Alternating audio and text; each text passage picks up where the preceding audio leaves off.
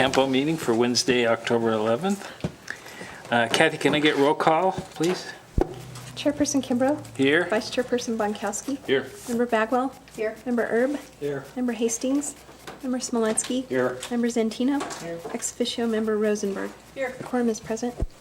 Thank you. Next on the agenda is Chair may take items on the agenda out of order. I have nothing planned. Does staff have anything to change on the agenda? No changes. Great, thank you.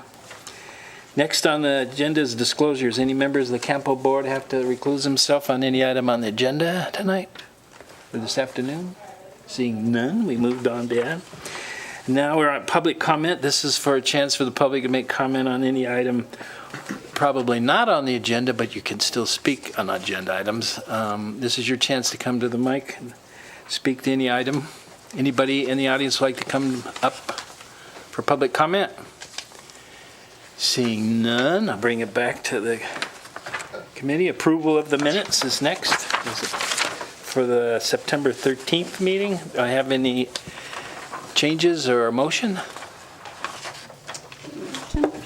I move to approve the minutes of September 13, 2017 as presented. Second. Second. Do any discussion? Probably not. Seeing no discussion, call for the question. All in favor, say aye. Aye. Opposed? Carries unanimous. Oh, we have one abstain because you weren't here for that meeting. Thank you. So we move to, let's see, action on approval of the minutes. And we move to the public meeting. 6A. Informational update on CAMPO's fiscal year 2017-18 Unified Planning Work Program, the UPMWP Transit Rider Preference Survey. Is it Graham? Thank you, Mr. Thanks, Chair. Graham. Staff has developed a transit rider preference survey to capture public perception on the system's performance and their thoughts on how to improve the service. The task is in the current Unified Planning Work Program, the results of which will be incorporated into a future planning document anticipated in the next UPWP cycle. The total cost of this task is $10,000, made up of 9,500 federal and 500 local shares. 2 surveys have been developed, one for each service type. They're included in the packet. Staff has also begun work with a staffing agency for the employment of the survey takers. Survey takers will be dispatched to fixed route vehicles only, and current paratransit bus drivers will be used for the paratransit survey. To ensure that they're not leading the answers provided by respondents, survey takers will only be allowed to provide objective, clarifying details about the survey questions. They may not insert their personal bias with the assistance that they provide to the respondents. With that, I'll take any questions. Just a question in general. When I read through this survey, and I understand why, it's aimed at the current riders. Do we ever do a survey in the community to determine why people aren't utilizing Jack? You know, and outside riders, just as a question. We have not done that in the past, but that's a good suggestion. You know, the methods by which we were planning to, you know, roll out this survey were direct contact with riders and posting it on the Jack site. So it's, you know, it's the easiest forum for that. Just a thought, the city sometimes does surveys or something, because I'm kind of a little more interested in also, you know, why don't you ride Jack? Or what would we need to do to make it more appealing for you to ride Jack, something of that nature. Thank you. Thank you. Any other questions? I was glad to hear you say how I had a horror story with state parks and hiring people to do surveys, how they have a tendency to want to help people fill out the form, and we had a real bad story from that, so ended up throwing the study out. So it's good you do that, because it really takes some training, because it's really, it becomes easy for people who are interviewing to be involved with the process, and they think they're doing good. So that's good to do, because they're not easy to do that sometimes. So clipboards and pencils and alternatives is nice to encourage people. It would be nice if you had like a key fob or some little thing that said, thank you for taking the survey, like you do when you vote or something, to encourage them to take those surveys. Because was this effort on your part, or was it something that was required from someone?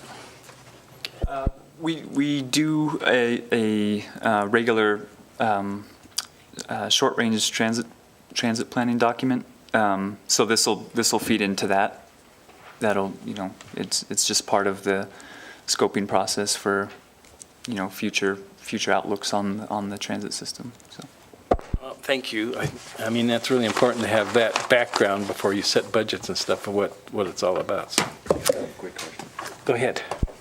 Graham, on the first survey, the fixed route, you have the question considering adding electronic fare options. Is there any associated costs with putting those or implementing that if there is a great demand for it?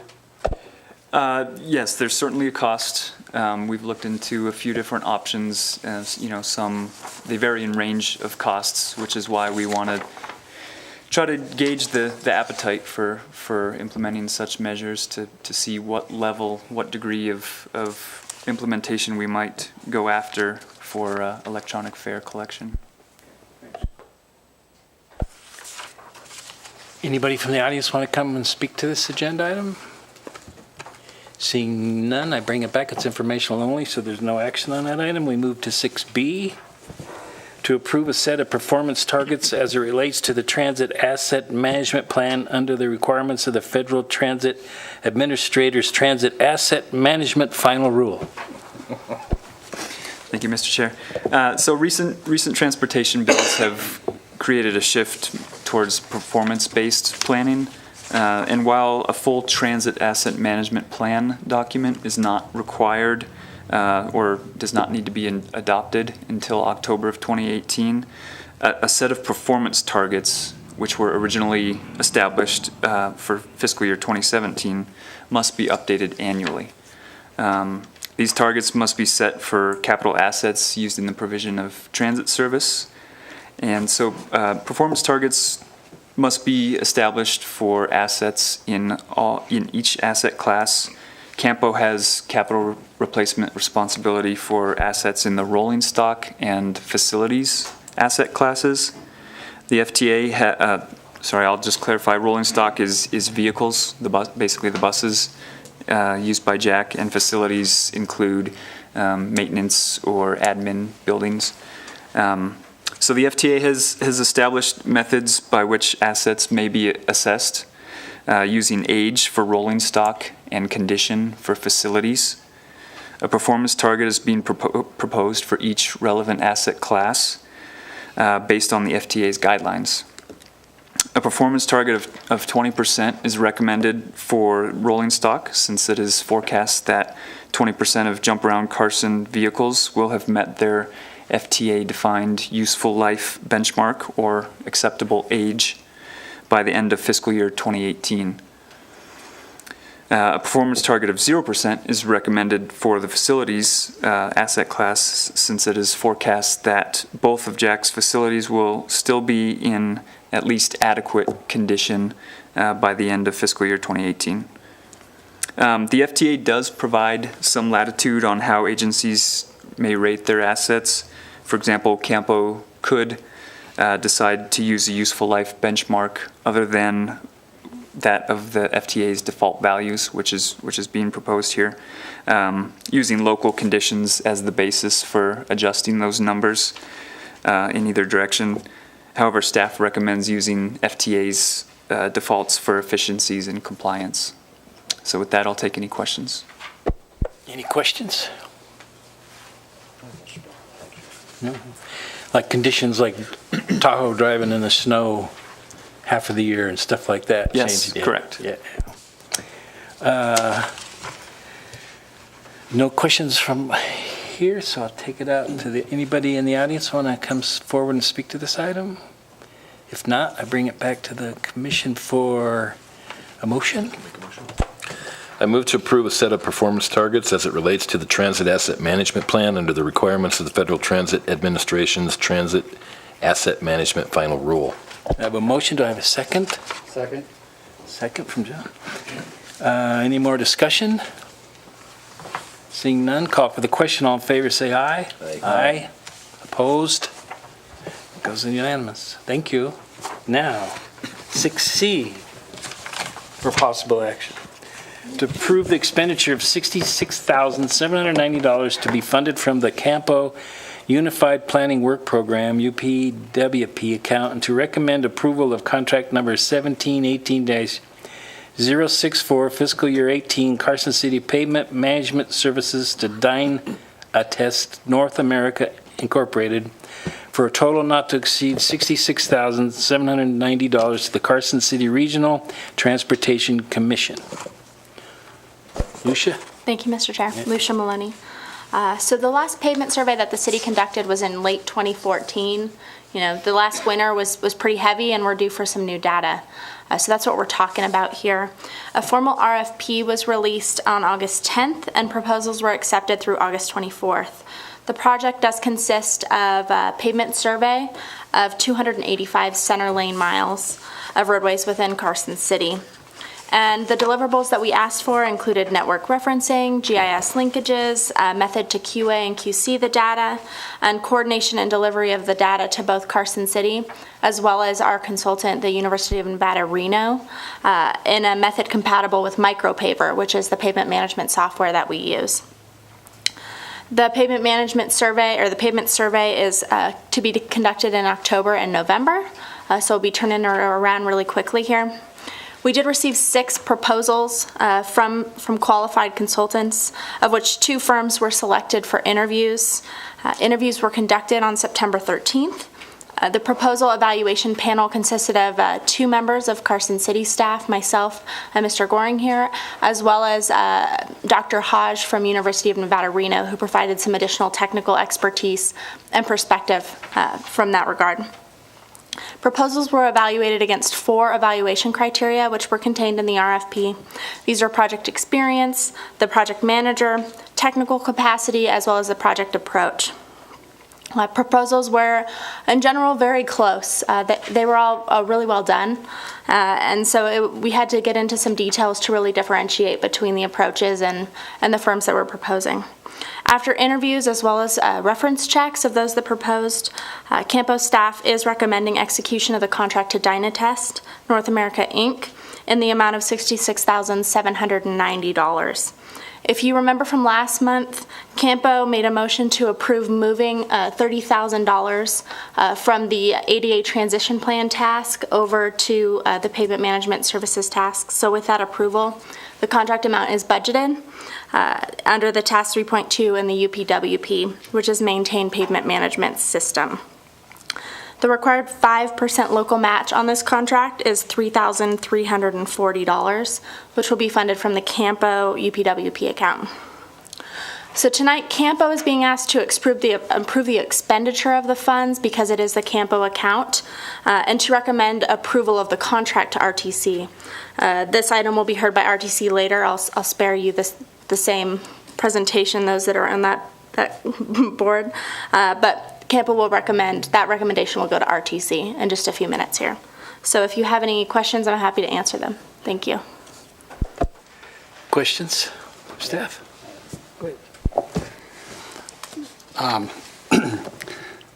So this is CAMPO money going to the RTC. Is this function also available to the other RTCs that are within CAMPO for the areas, the CAMPO areas? To where CAMPO will go out on the RFP, do the contract and everything? We have spoken with some of our other jurisdictions, and you know, and I know Douglas County does their own pavement management kind of system, but it's something we could certainly discuss. That's correct. We do have our own, and we've been doing it in-house, but we're short on staff. And if this is an option that's available to us, we would definitely be interested. Thank you.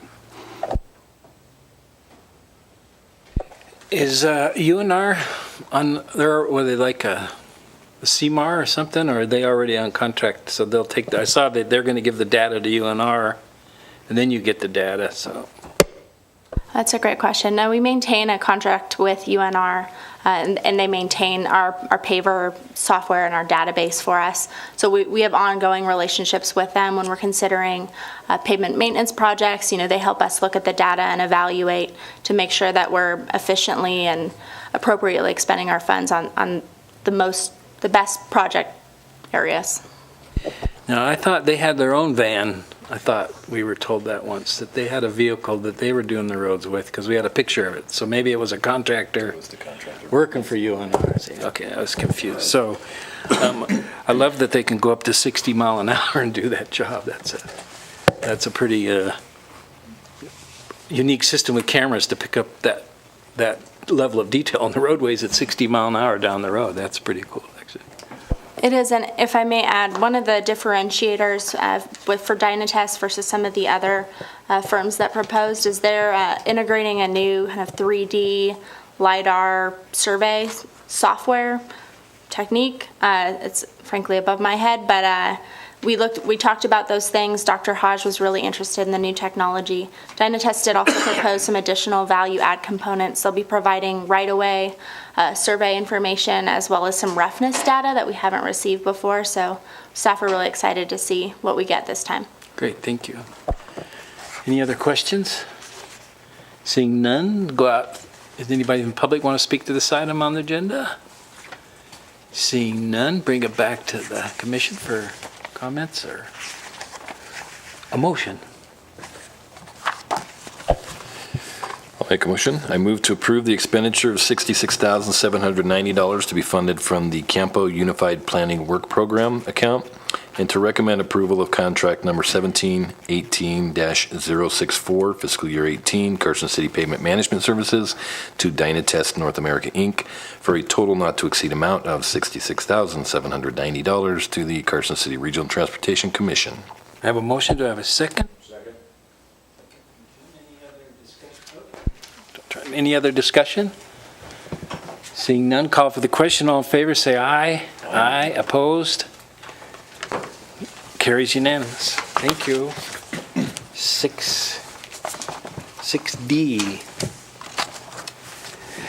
For possible action to formally support Carson City's pursuit for a grant with the U.S. Department of Transportation for Transportation Investment Generating Economic Recovery Tiger discretionary grant funding for the South Carson Street Complete Streets project, and to authorize the chair to sign a letter of support.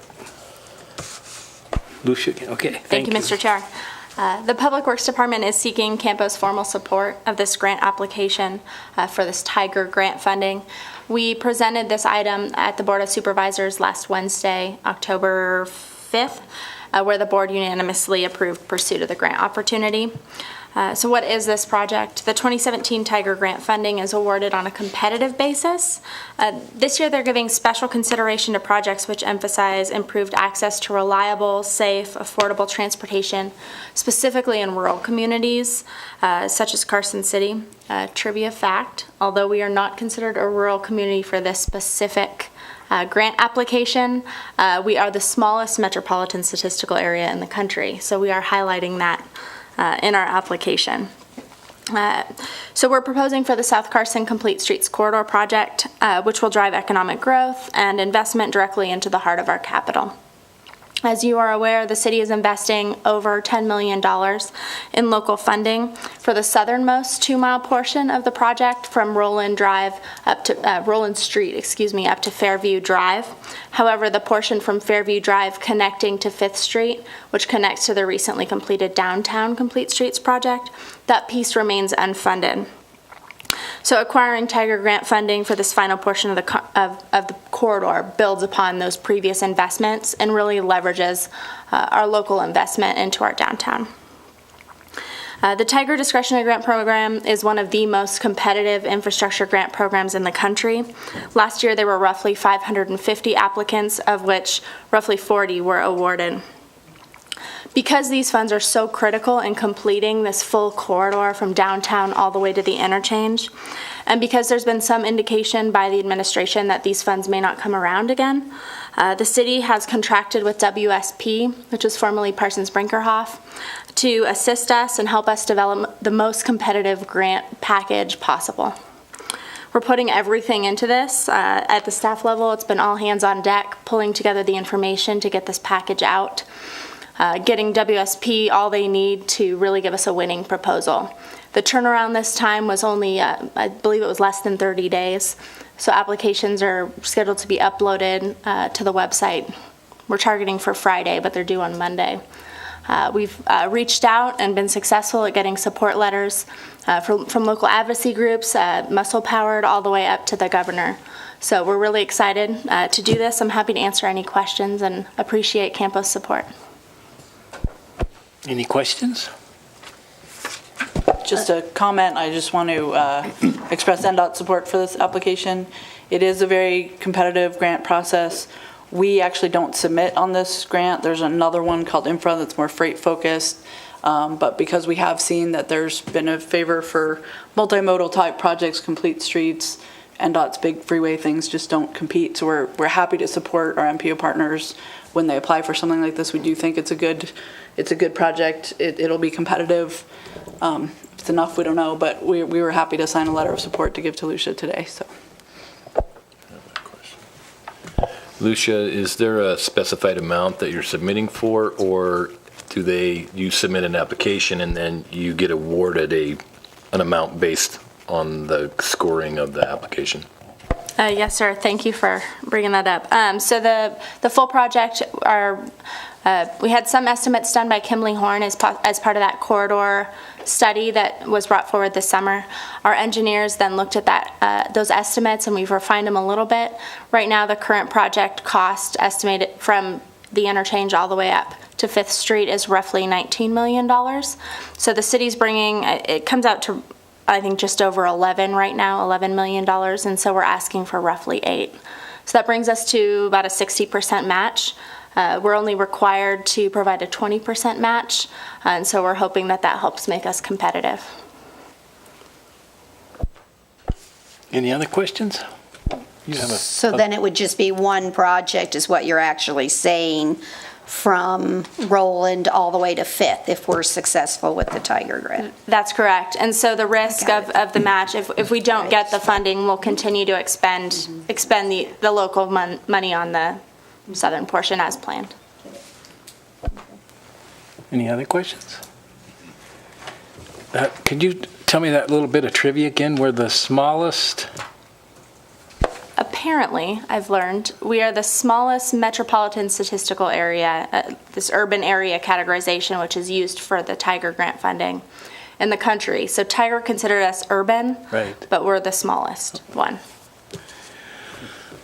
Hopefully that gives us points, I guess. We hope so. We're highlighting it heavily.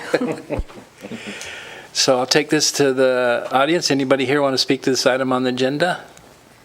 Seeing none, I bring it back to the, I don't know if you're commission or we're organization, I guess, for motion or any other comments? Is poor Brad going to have to make all the motions? I'll make the motion. Okay. Happens when you leave. I move to formally support Carson City's pursuit for a grant with the U.S. Department of Transportation for transportation investment generating economic recovery discretionary grant funding for the South Carson Street Complete Streets project, and to authorize the chair to sign a letter of support. I have a motion. Do I have a second? Second. Second, Jim. Any more discussion? Seeing none, call for the question. All in favor, say aye. Aye. Opposed? Carries unanimous.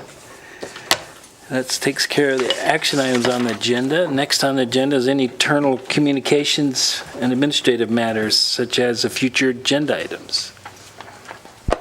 Thank you, Mr. Chair.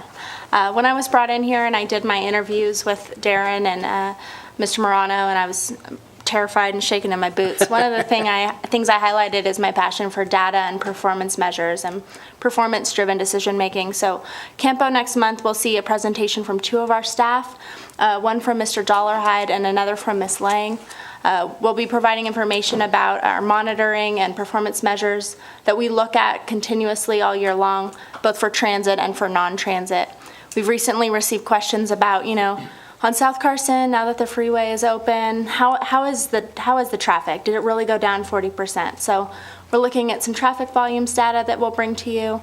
We've also recently started implementing bicycle and pedestrian counters, so we'll bring you an update on how that's going as well. So that's on the list for next month. Next is board comments. I'll start on the right. Informational only, obviously. So, Sandra, anything to...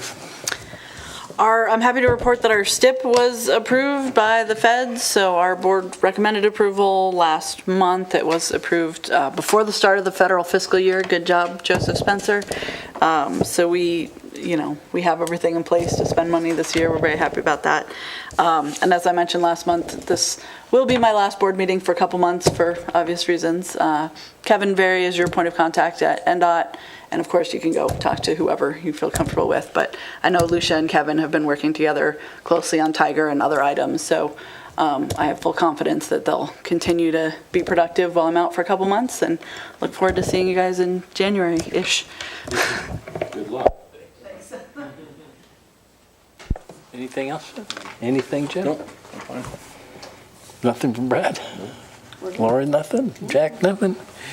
I think I know the next thing on the agenda. Oh, public comment. I forgot. This is the last chance for public comment for any item that people want to bring in front of the board. Nobody's coming forward. So the next meeting is scheduled November 8th here in the Sierra Room, and then I'll call for somebody for motion for adjournment. So moved. So moved. So we are adjourned officially, and we'll be back at 5 o'clock with RTC. Thank you.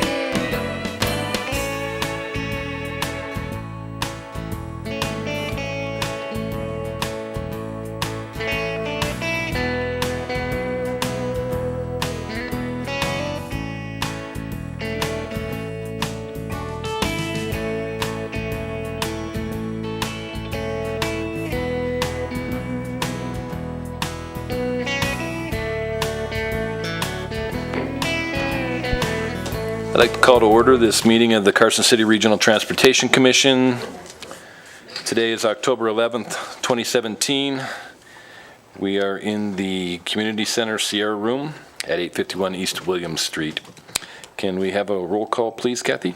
Chairperson Bonkowski. Vice Chairperson Smolinski. Here. Commissioner Bagwell. Here. Commissioner Kimbrough. Here. Commissioner Zentino. Here. Quorum is present. Thank you, Kathy. Item 2 on the agenda tonight is the agenda management notice. The chair may take any items on the agenda out of order, combine 2 or more agenda items for consideration, and/or remove an item from the agenda or delay discussion relating to an item on the agenda at any time. Item 3 on the agenda, disclosures. Any member of the RTC board may inform the chair of his or her intent to make a disclosure of a conflict of interest on any item appearing on the agenda or on any matter relating to the RTC's official business. Such disclosures can be made now, or they can be made prior to the agenda item being introduced or immediately thereafter. Item 4, public comment. Anybody in the public that would like to comment? We will have public comment for each item on the agenda. If you have comments on something that's not on one of the agenda items, I would invite you to come up at this time and speak. And I see nobody approaching, so we will move on to agenda item number 5, approval of the minutes. I'll make a motion to approve the minutes of September 13, 2017, with a correction from Vice Chairman Bonkowski to Samolsky. I'll second that. We have a motion and a second. Any discussion? Seeing none, all in favor say aye. Aye. Any opposed say nay. Passes unanimously.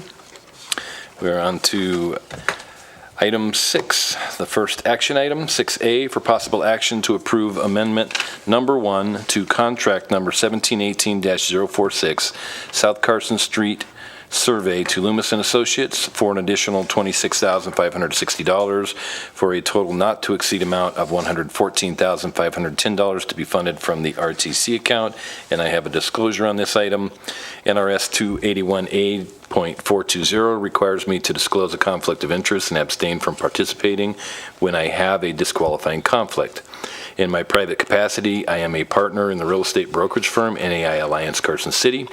Loomis Engineering is a client of NAI Alliance. Because of NAI's relationship with Loomis is a substantial and continuing business relationship, a reasonable person in my position would be materially affected by this relationship. Therefore, I have a disqualifying conflict, so I will not participate on this matter and will abstain from voting, and will turn the gavel over to the Vice Chair. Thank you, Mr. Chair. Dan, is you going to bring this forward? Yeah, I'll bring it forward. Dan Stuckey, City Engineer for the record. I'd like to make a correction to the agenda title. It refers to this contract being funded by the RTC account. That is incorrect. It is actually coming from the infrastructure tax account. I did discuss this with legal today, this correction, Mr. Yu, and he was good with, as long as we make the correction on the record, he was good with moving forward. So this is to amend a current contract with Loomis and Associates, as you discussed, for an amount of around, I guess, $26,560. When this contract was first approved at the August RTC, at that point we were focusing our design efforts on the section from Fairview on down south to Roland Street. Since then, as Lucia discussed, we're pursuing some funding opportunities, including the Tiger Grant. So we've decided to expand our scope on our design. So now we're going all the way up to 5th Street. And so with that, we have expanded our survey scope as well. And so that's the reason for this amendment. And yeah, I mean, that's pretty much the summary there. Thank you. Any questions or comments from commissioners? Any questions or comments from the public? Hearing none, I'll entertain a motion. I'll make a motion. I move to approve amendment number 1 to contract number 1718-046 South Carson Street survey to Loomis and Associates for an additional $26,560 for a total not to exceed $114,510 to be funded from the Infrastructure Fund as outlined in the Loomis letter dated September 7 and labeled Addendum 1. Thank you. You've heard the motion read. Is there a second? A second. Any further discussion? Hearing none, call for the question. All those in favor? Aye. Any opposed? And one abstention.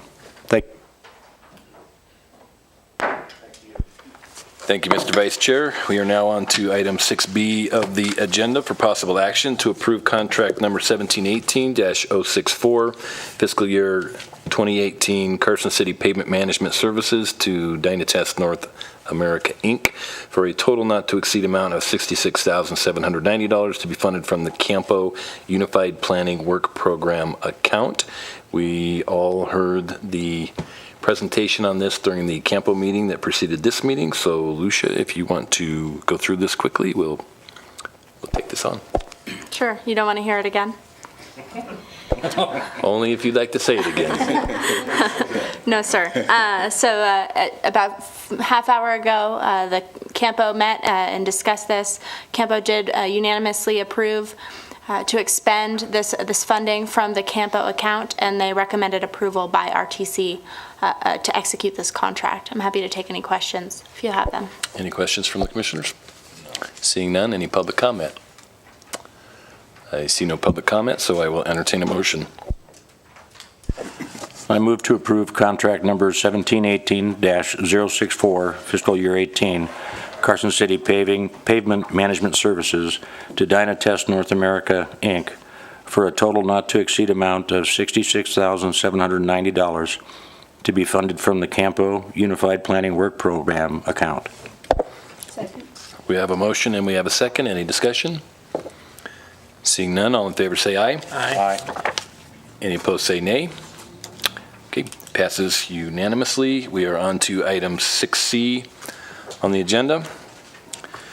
To accept the donation of permanent easements and right-of-way for the roadway and associated improvements needed for the construction and maintenance of Sierra Vista Lane as part of the Federal Lands Access Program grant project from Kathy A. Martin, Kaminsky Fitzgerald Family 2002 Trust, Bruce A. Miller, Randy W. and Lisa G.F. Jones, Brannon Revocable Trust, and Roger G. and Diana L. Preston. And Dirk, you're going to take this one? Thank you, sir. Staff's happy to present this item. But before I get into the right-of-way document details, I want to provide a little update on the project.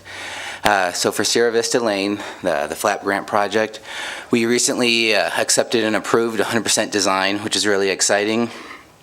We, as many of you know, the existing easements and the existing roadway don't match up. So in order for us to move forward into construction, we needed to secure right-of-way. However, we couldn't secure right-of-way and get documentation furnished until we had 100% design. So this is why we're kind of this late into the project and now asking for approval on right-of-way. So BIA, as many of you know, we've submitted. We had an appraisal done for BIA property. That's been completed and accepted by BIA, which is very exciting. So they are in the final review of the right-of-way application. BLM is also in the final review. They are wrapping up some environmental documentation, and then once that's completed, we should be hopefully receiving approval from BLM. Both BIA and BLM are anticipated to be brought to the November RTC for acceptance by the Commission. So related to private property in this item, there's a total of 8 private properties. Right now we're asking the RTC to accept easements for 6 of the 8 properties. And there's the right-of-way documentation has been provided in the report, so I'm not going to get into all those details. The 2 remainder private properties, we are in active communication. We're pursuing the documentation, and they're progressing, and we anticipate bringing those 2 private property right-of-way documents to the November RTC.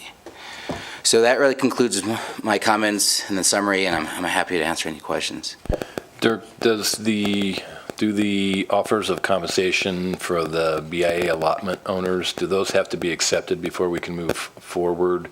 Or is that part of the BIA approval process that should be completed by the November meeting? That is going to be determined by BIA, and we don't, the payout doesn't have to happen before we get the right-of-way documentation. So there's an element of that that's going to continue, but we should hopefully get approval prior to that concluding. So is there anything that you see at this point that could hold up the beginning of construction in early spring? No, I spoke with our project manager with Central Federal Lands today, and everything's getting wrapped up, and we plan on putting the project out to bid in December still. Hopefully that will make some members of the audience happy, and they will have a chance to tell me in just a few minutes.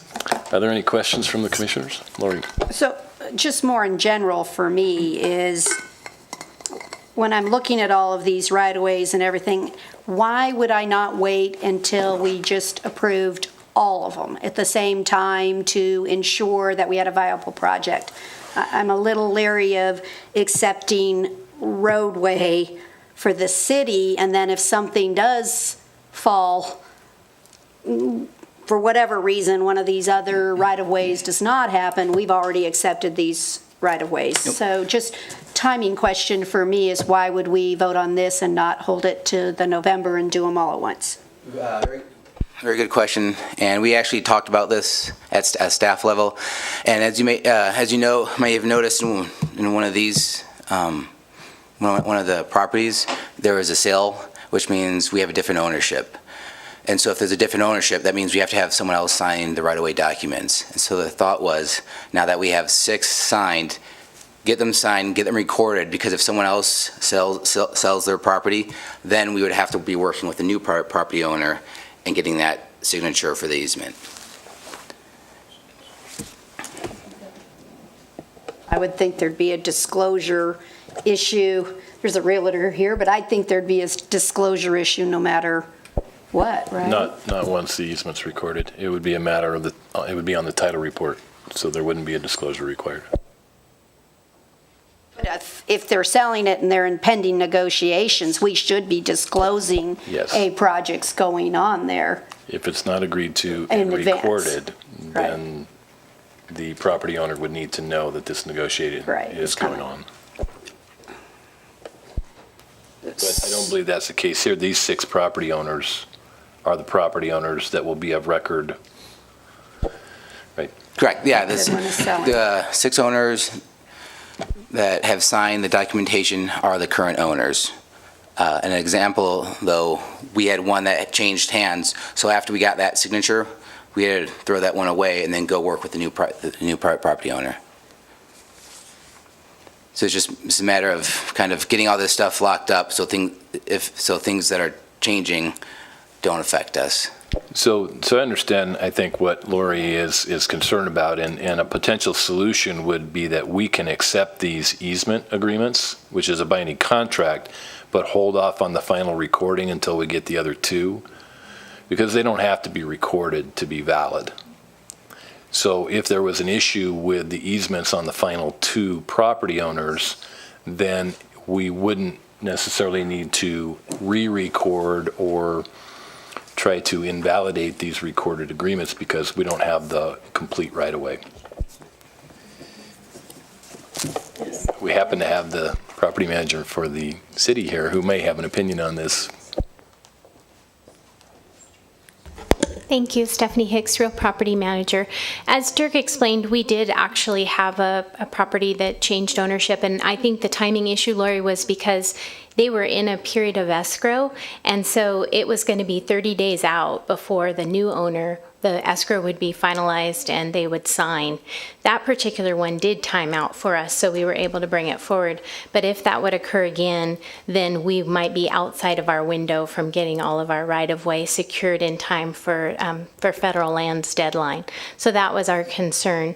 I would have to defer to Dan about whether there's any issue with if we make a motion and we accept it but don't record it, if we'd have to go back and abandon it at a later date.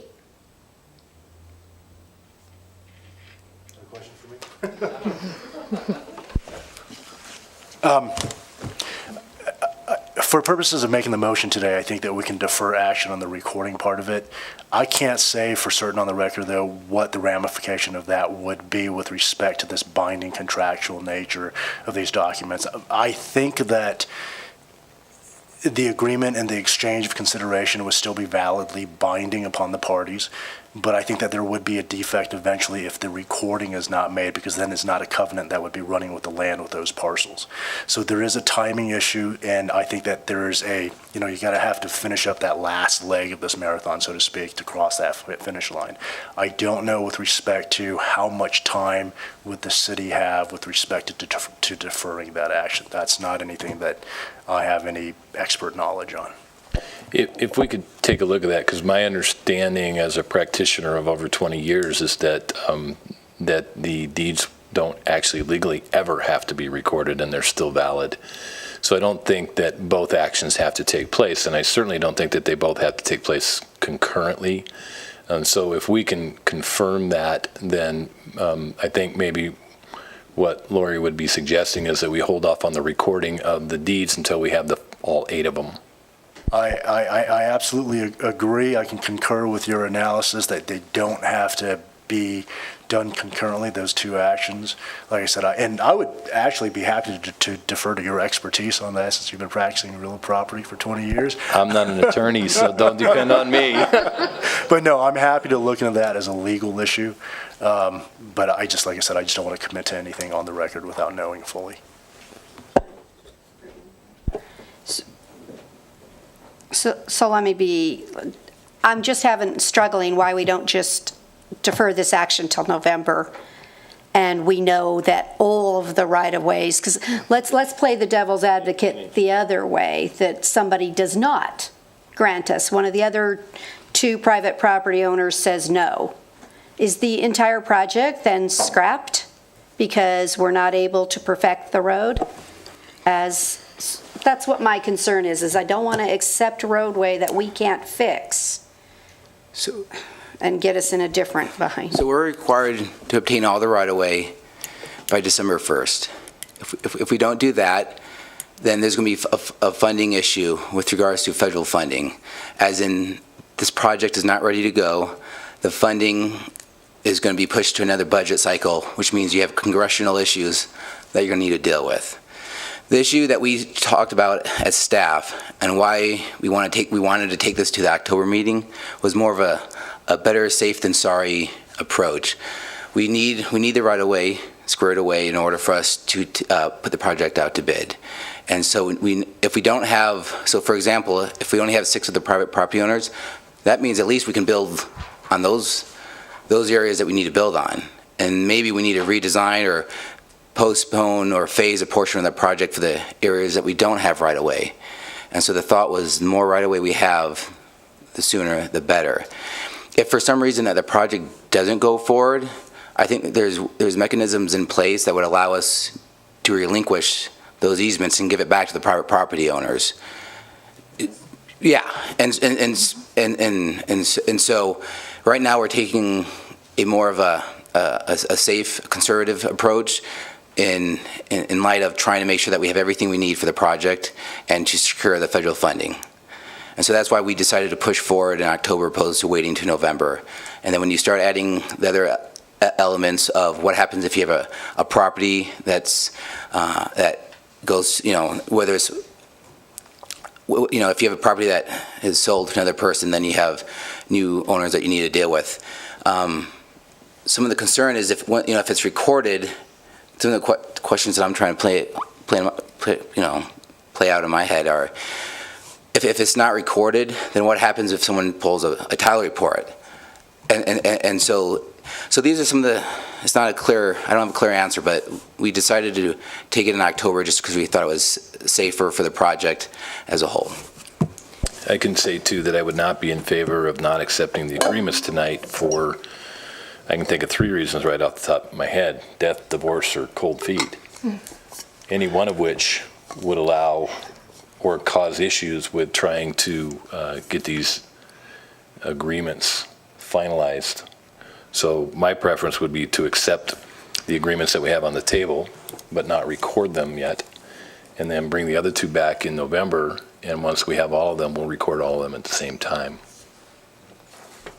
Go ahead.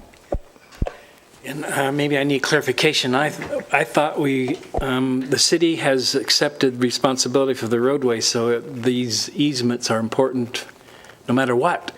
If anything, if it all fell apart, you still need those easements to do maintenance on the road properly within the easements of where the road is. So if you did fail by one, you still need all of that to the city to maintain the road. Am I right or wrong there? Each property is going to be a different scenario, because in some cases you might have a drainage property that we're having an easement for. In some cases you might have the roads widening, and so you need a little bit more easement. In some cases you might have the fact that the road's just not built in the easement right now, and we're moving it over. So there's a few possibilities. So that says what I was trying to say, and maybe I didn't say it right. Then the city really needs to have those anyway, irregardless of the upgrade that may happen in the future, to properly maintain that road system that the city has accepted responsibility for. In some cases you're right. In some cases you could be wrong, because if there's a drainage improvement that's not built, we don't need to maintain it. So in that case, that wouldn't be correct. But in some cases, you would be correct where, say, for example, the existing roadway does not fall within the existing easement. We're maintaining that roadway anyway, so in that particular case, well, in the drainage ones now, there's some that have been built by property owners that are not good, and that if a good storm's going to have the city step in and have to fix that anyway, if to properly maintain the road. So I would think that even the drainage ones are going to become something in the future of a concern with weather events. So that's just a point to move this along and take those while you got them in the hopper. And I like the dead and the divorce and the cold feet. And I would just contest that, or add that we've actually just about had all three of those in the last few months. So I think that's why we have been very eager to bring these forward and would rather go the alternative route of coming back to you and saying we no longer need these and we're proposing to abandon those easements than missing out on the opportunity. So we can abandon it right back to them, and we can scale the project, is what you're telling me? Correct. Okay. Again, I just need assurance that we're not, we already have a whole bunch of roads in town that people would love to give us to maintain and do that we can't fix. So, okay, thank you. Any additional questions from the commissioners? Then I'd like to open this up to public comment. Is there anybody that would like to come up and comment on this item? No? Okay, great. And I'd just like to note, Commissioner Smolinski pointed out to me that the motion doesn't actually say anything about the recording, so whoever wants to make the motion, if you can just include that as a staff directive, please.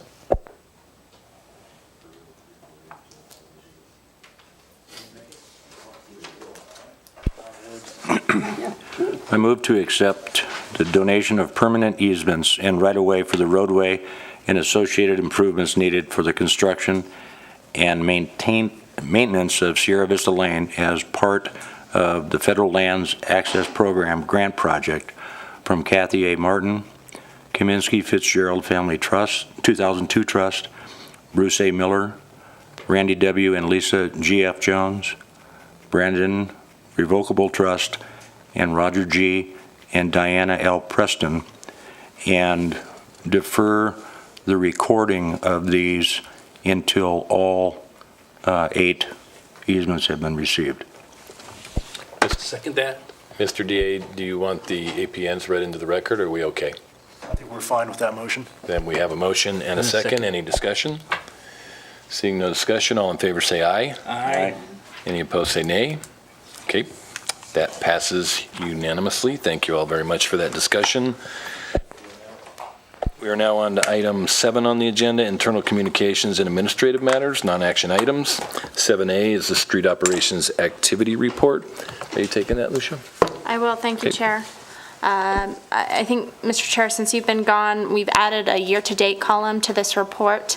I want to clarify, this is a fiscal year-to-date, and I'll have that added on the next report. But you'll see, the things we've been working on, and this is for the month of August. As you may remember, that there is a lag between what we're doing and the data that you're seeing in this report. Primarily, it's the typical things that you see. We've been working on crack sealing, weed abatement, et cetera. If you have any questions, I'm happy to answer them about this report. Any questions? I just want to comment and say thank you very much for making the improvements. I think it will provide just much more valuable data to the public, so thank you. Any other questions? All right, then we will move on to item 7B, project status report. Thank you, Mr. Chair. I'm going to go through this quickly. If you have any specific questions, feel free to stop me in the middle or we can circle back. So the Blue Line ADA sidewalk improvements, the update here is that the project has been completed. We finished all of our checklist items there. So that one's, you won't see it on future reports. Carson City Freeway multi-use path. The pre-construction meeting was held on September 26th. This update said that the construction will begin on October 9th. We have passed that date. Construction has not begun, but the construction team is ready, and I've been assured that construction is going to start later this week or next week. On the Sierra Vista Lane reconstruction project, Mr. Goring provided a detailed report on that, so I won't go into it. Silver Sage Drive reconstruction project. The city received 60% comments from NDOT on September 18th. And we're taking those comments as well as others and working on 90% plans for submittal back to NDOT. On our micro seals and slurry seals, I'm not going to go into these individually. I will give you an update that we finished roughly half of the projects on our list. But as you know, it's been getting really cold. Too cold to do quality implementation of these ceilings, and so we put our team on hold. Right now, it's weather dependent. They're on standby, and if for some reason we get a cold November, they're ready to go back out. But right now, we're anticipating, unfortunately, that they're going to have to complete that work in the spring. Some years it stays warm until November, and some years we get snow. So. Right now it's too cold, so we've stopped that work, and the updates in the packet are the latest. So, Are there any issues with the funding if we have to delay to spring?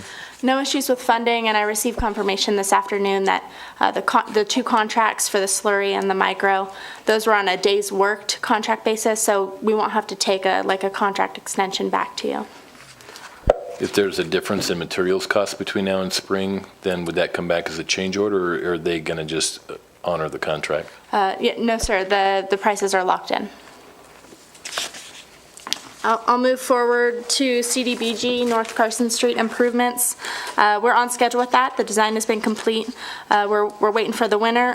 Bids are on schedule to go open in January with construction to begin next building season. The battery backup improvements, this has been ongoing. We did receive over $100,000 from NDOT, and we're purchasing the equipment and parts currently.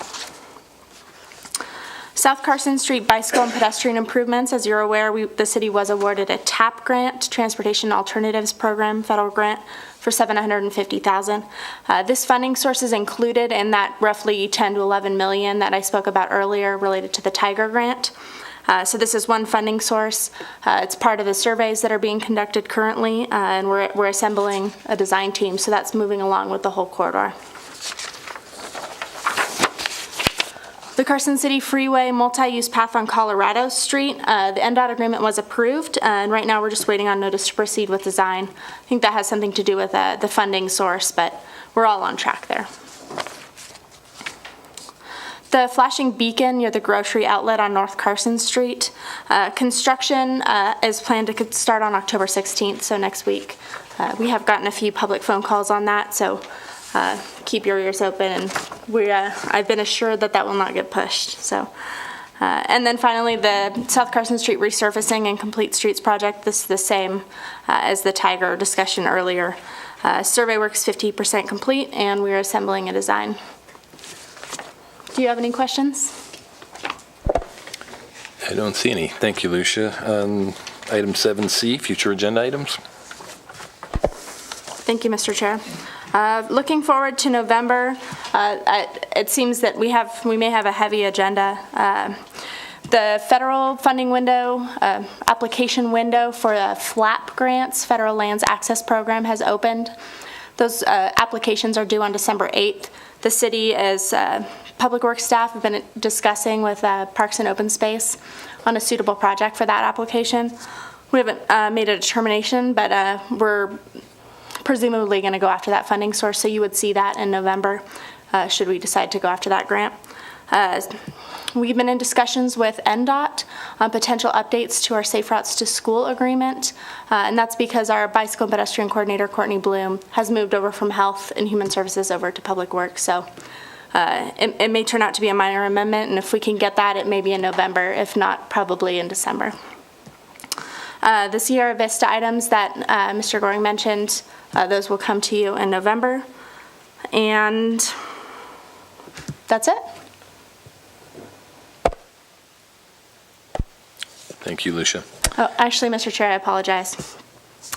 In the future, starting next month, I'll add a manager's report so you guys can start getting some really short snippets of what we're working on. They're informational, and the hope is that long-term these can save some time for doing a big packet for something that may just take 15 seconds. One item I did want to update you on that was going to be on a future item is the snow route map. We've determined that we're not going to make any changes this year from next year. So that's going to be published in the next week or so, but just so you're aware. Thank you. We're now on item 8 on the agenda, board comments. Does any of the members of the commission have any comments for us tonight? I'll just say I'm happy to be back. I was going to say welcome back. Item 9 on the agenda is final public comment. Is there any member of the public that would like to come up for public comment? No takers. All right, we're on item 10. The next meeting is tentatively scheduled for after the Campo meeting on November 8th, 2017 in this very room, the Sierra Room at 851 East Williams Street. We are now on item 11 for possible action adjournment. Do I have a motion to adjourn? Move to adjourn. We are adjourned. Thank you all for attending and participating.